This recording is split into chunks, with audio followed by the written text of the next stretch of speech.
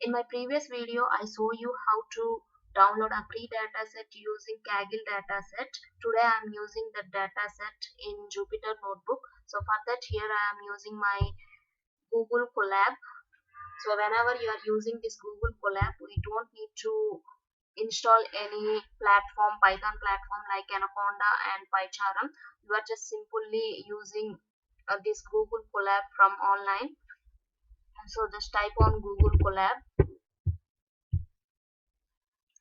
So after that, click on welcome to collaboratory, and next click on new notebook, and after that one new page will be appear. It may be take couple of time based on your internet. So like this, a new notebook will be open. Now just click on connect. So it is allocating some RAM space and disk space for executing our program or our code. So it is also taking a few minutes. So now it is connected. It provided some RAM and disk space. Now I need to upload my data or data set into this Google Colab. So for that, I am just clicking on file.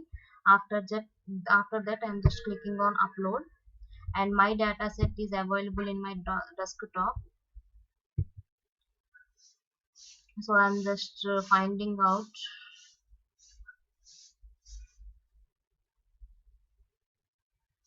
So this is my data set. I'm just opening that data set. That means I'm uploading that data set into this Google Colab, and after that I'm just read that data set. So for that, here I first of all I'm just uh, using libraries. Import pandas as pd, and after that import numpy as np. After that import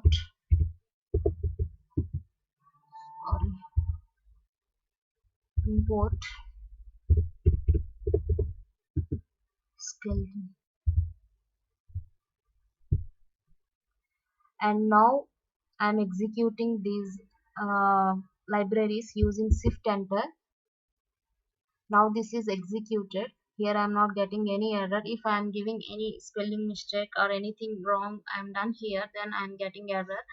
So after that I'm reading my data set. So for that, here I'm assigning one variable pd dot.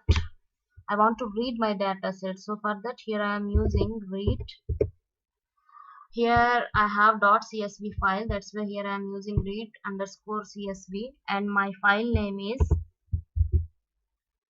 train.csv. I'm giving my file name is train.csv. Now I'm giving a dot head. Whenever I am using this command, it gives the top values from that particular table. So now I am executing using shift enter. See here, the top values are the top data available when I am giving a dot head, and if I am giving a dot tail,